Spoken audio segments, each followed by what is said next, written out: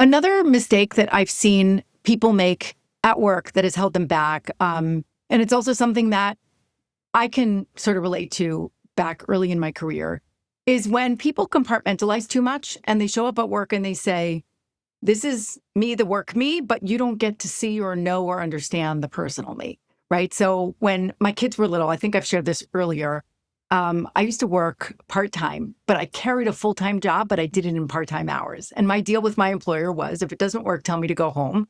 But what that meant was when I was on work time, I was every single second I was productive. I wasn't, chatting with people in the hallways. I wasn't going to after hours networking events.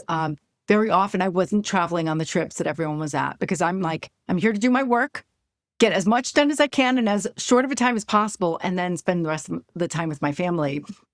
And that definitely impacted the relationships that I was able to make at work. Now, I would still make that same decision for that period of time in my life back then because it was the right choice for me and for my family.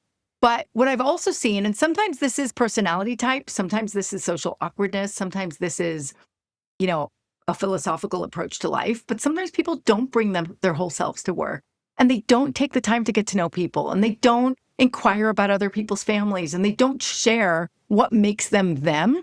They may not share if they're going through a hard time. They may not share if something really happy is going on in their life. And what that means is people only get to know you this much.